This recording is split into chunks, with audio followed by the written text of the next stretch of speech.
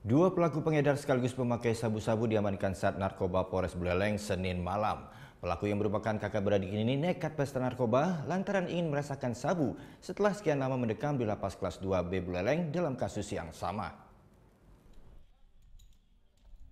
Firmansyah alias Amang dan Firdaus alias Aus terpaksa harus berurusan dengan polisi. Kedua kakak beradik ini kedapatan melakukan pesta narkoba di rumahnya.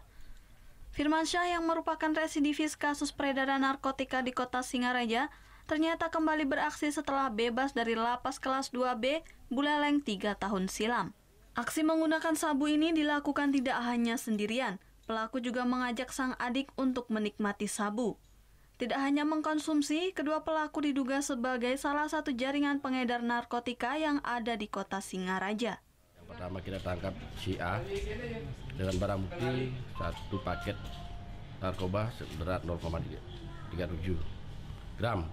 Kemudian dari saudara A kita kembangkan ke adiknya yang bernama F. Sementara ini yang kita amankan kakak beradik. Yang satunya residivis yang sudah 2016 keluar, sekarang ditangkap lagi dalam perbuatan yang sama.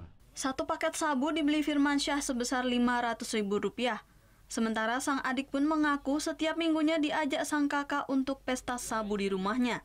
Selain memakai, pelaku juga menjual paket sabu ke sejumlah temannya seharga yang sama dengan paket yang lebih sedikit. Dari tangan kedua pelaku, polisi mengamankan 2 paket sabu yang dikemas di dalam plastik flip dengan masing-masing berat 0,17 gram serta 0,15 gram. Untuk mempertanggungjawabkan perbuatannya, kedua kakak beradik ini diancam 12 tahun penjara dan denda Rp800 juta. Putu Wijana melaporkan untuk NET. Oh yang beneran? Iya, oke.